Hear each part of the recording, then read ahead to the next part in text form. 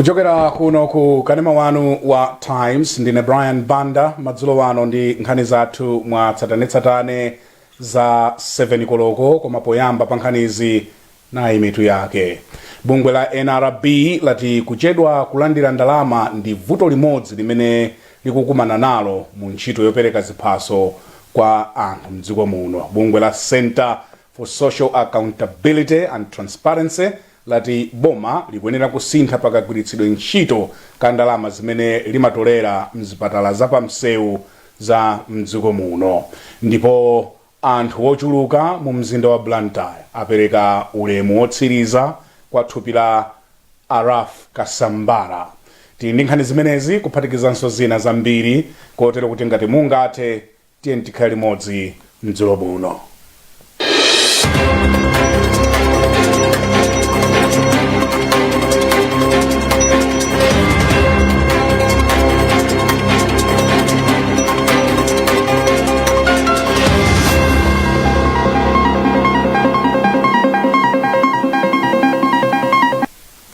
Ndipo nazi nkhanizi bwino lomwe. Bungwe la NRB lati kuchedwa kulandira ndalama ndi vuto limodzi limene nthambi ikukumana nalo kuti ligwire ntchito bwino yopereka ziphaso kwa anthu. Posachedwa pa bungwe la NRB linali pa ntchito ya magawo 3 olembetsa anthu mdziko muno unzika. Wezi Gausi akusimba zambiri kuchokera mu mzinda wa Lilongwe. Malingana ndi mlembi wamkulu wa NRB Amphaso Sambo, vuto la zachuma lakhala likukhudza kwambiri kagwiridwe kawo ka ntchito kopereka ziphaso. Iwo ati ndi khumbo lawo kunena kuti ndalama zizipezeka mu nthawi yake ndi cholinga chokuti ntchito yawo iziyenda bwino. Ntchito yakalembera kuyenda bwino kwambiri, koma ndi ntchito imene imakumananso ndi mavuto ambiri mabodza. Anthu amafuna azinena kuti kalembera sakuyenda bwino chifukwa cha zolinga zawo, koma chonsecho ntchito ikuyenda bwino. Komabe pamakhala mavuto ena ndi ena osiyana mavuto amene utakhala tikuwaona kuti tingathane nawo bwanji. Mavuto ena ndikuonetsetsa kuti kalembera kuchitika madera onse tili ndi makina oyenerera, anthu oyenerera, komanso anthu oyenerera kulembedwa akulembedwa komanso akufikiridwa.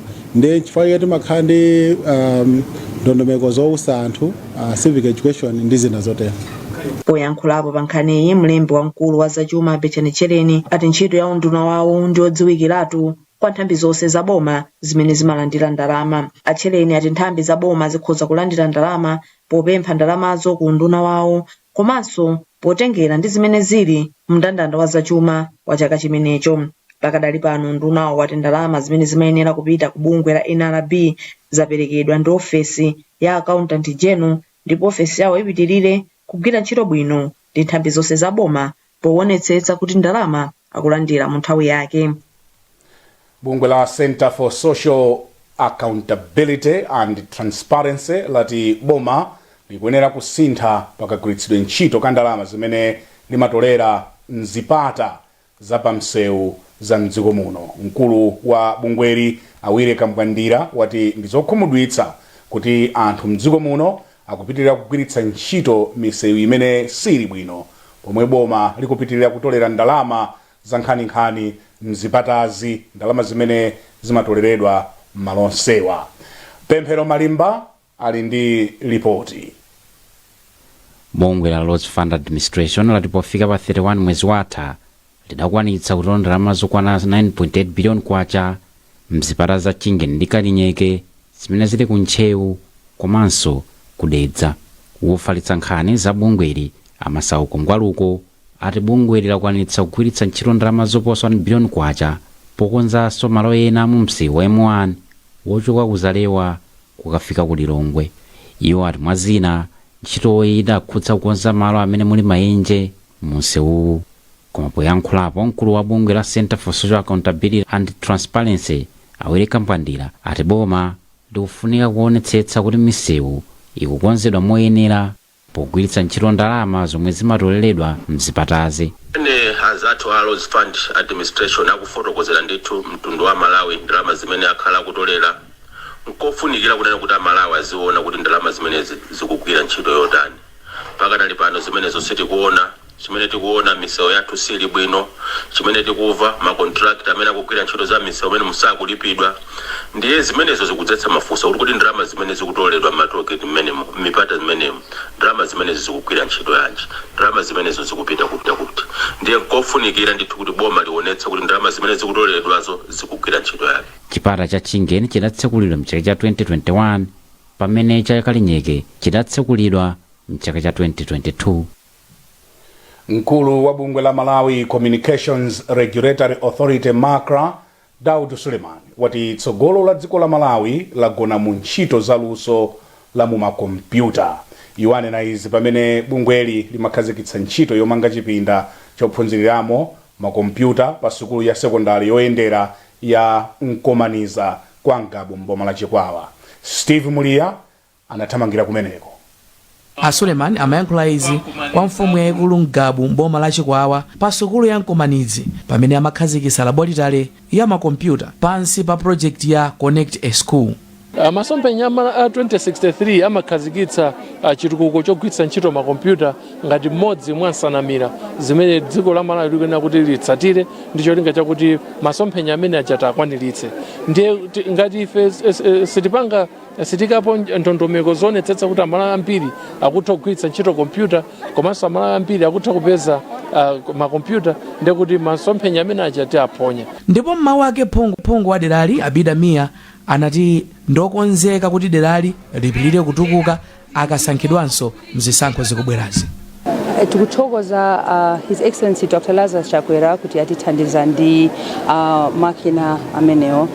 Anathu kuno aphunzira zambiri and akamapita kuti pita kapeza zintchito mu town akhala ali ready ndi maphunziro a makompyuta kuti at least akweza kudziwa zambiri. Koma nanga sukulu yakonzeka motani kuti isamalire katunduyu? Katundu amene akamabwera oyambirira kulandira timakhala ineyo ngati head ndikuchita verify kuti katundu yo abwera in good condition, komanso abweretsa makalata oyenereza kuti katunduyo tikakapasa stores clerk akhale osungidwa bwino, komanso tili ndi security kapena magadi amene amayang'anira katunduyo, komanso mkatikati momwemo katundu akamati akutuluka kuchoka ku stores timaonetsetsa kuti katundu ameneyo tisayinire. Mugawo loyamba la project ili MACRA ikumanga malaboratory 75 msukulu zosiyanasiyana mdziko lino. Anthu ochuluka adakhamukira ku nyumba ya malemu Raf Kasambala ku Nyambadwe mu mzinda wa Blantyre kukapereka ulemu wawo wotsiriza. Akasambala adamwalira mwadzidzidzi lachisanu mu mzinda wa Lilongwe pamene zotsatira za kupima kwa thupi lawo zasonyeza kuti adamwalira kamba ka vuto la mtima. Isaac Salima akufotokoza zambiri.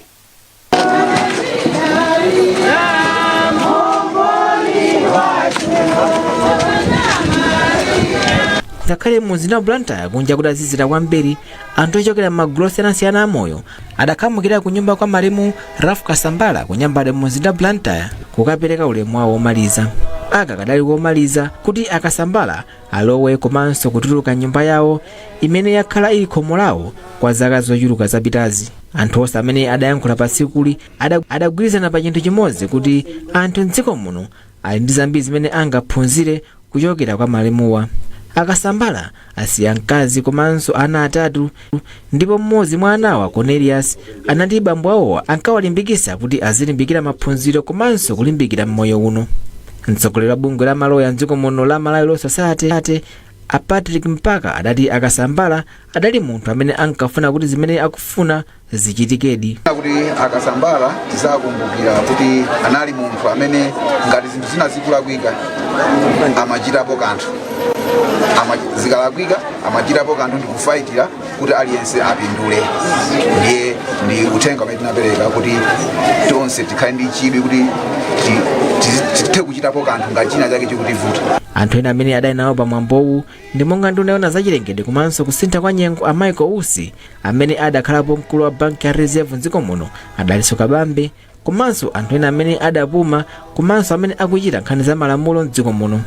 Mwambo wa mapemphero udachitikanso kenako ku kachisi ya St. Montfort, ndipo kenako thupili adalitengera ku bwalo la ndege la Chileka pamene alipitisa mbomba la Nkhatabe pamene akuyembekezeka kuliyika m'manda lolemba lino. pakadali pano zotsatira zoyamba zokhuza chimene chidapha malemuwa zasonyeza kuti iwowa adamwalira kamba ka vuto la mtima. Izi timalinga ndi amene amayankhulira polisi mdziko muno apita kalaya. Mukuonera nkhani mwa tsatanetsatane kukufikani madzulo ano kuchokera kuno ku Times Television. Tili ndi nkhani zina zambiri posachedwapa.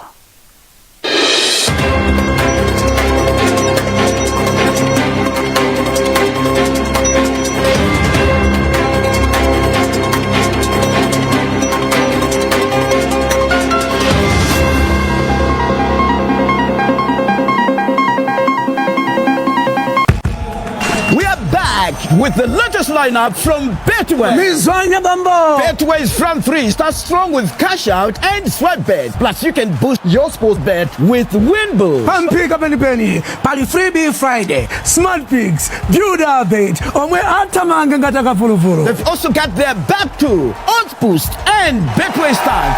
You always get way more with Betway. Ando, Yama Kocha. Yes, Loani. Ziko mota kulandirani. Sorry, ndipanita. Bwanji kuti. Cholembera chino bwana. Ife tu maoffice muno timagwirisa ntchito zolembera zake zimene. Cholembera ichi ndi cha bundle. Zolembera za bundle zakazi kukutumikirani kwa nthawi yayitali. Pano ndikulengeza kuti tabwera ndi zolembera zatsopano zomwe zili m'mapangidwe awiri, classic ndi winner. Zolemberazi ndi zokongola, zolemba bwino komanso zolemba nthawi yayitali. Zolembera za bundle zimabwera m'mitundu inayi, black, blue, red ndi green, ndipo mutha kugwiritsa ntchito mu ofesi, ku sukulu ndi malo ena. Akupanga zolembera za bundle ndi a Euro Industries, kampani yeniyeni ya Chimalawi. Gulani katundu wopangidwa ku Malawi konkuno kuti mutukule dziko lanu. Phone Blantyre 0888 107 261, Lilongwe 0886 074 737. Bundle, buy original, avoid counterfeit. Bundle, write miles with a smile.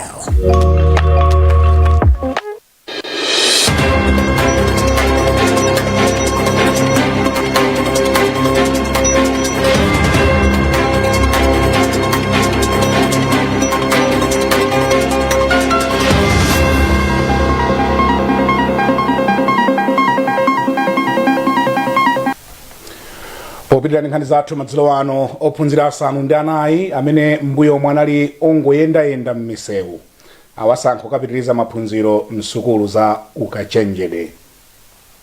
Anthuwa ali pa mndandanda wa ophunzira opita msukulu za ukachenjede za boma umene autulutsa kumene. Malinga ndi mmodzi mwa amene amagwira ntchito yothandiza ana oyenda m'misewu a Moses Mwalabu, anawa achokera m'maboma osiyanasiyana mdziko muno.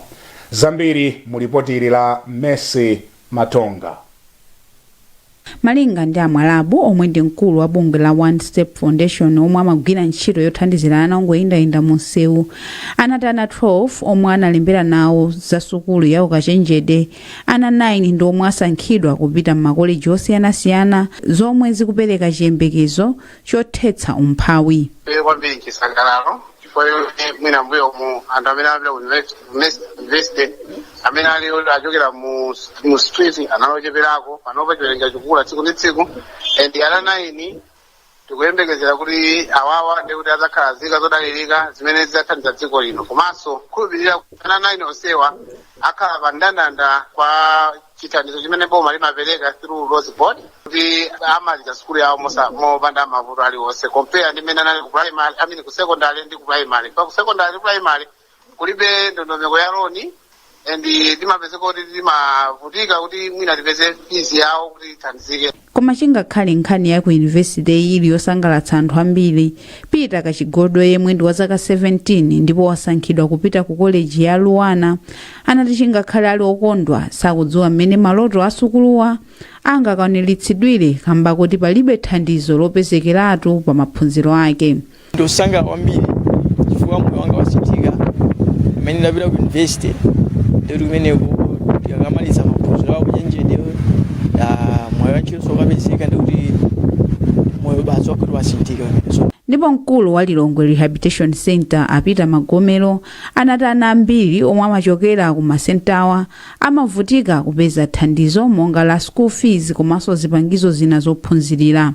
Bakwana ena kuti sangati kuda bakwana tumasiya pa center. So kuti tipeze ma resources chimakhala chinthu chachovuta kwambiri ndo kupita mathandiza but ifasi mwana ikai last year ndinenso ndinawiri amene ali kukunda koma ndi mmene makhala interaction ndi mabusana siyala once my individuals ndi upangimeti nawo at least sitikufuna kulepera school komabe lipangila pilo kuboma kuti ngati center osinthana khalire azikhala patsogolo kutithandiza kuti ana amene wawo azipita school yawo kwa ntchito yakulu ife pagrawuli mpanga. Malawi muli chiwerengero cha ana pafupifupi 15,000 m'mizinda komanso m'misewu ya mdziko muno omwe amangokhala kamba kuti alibe kolowera. Chiwerengerochi chimakwera kamba kakulephereka kwa mabanja komanso kuvuta kwa zachuma.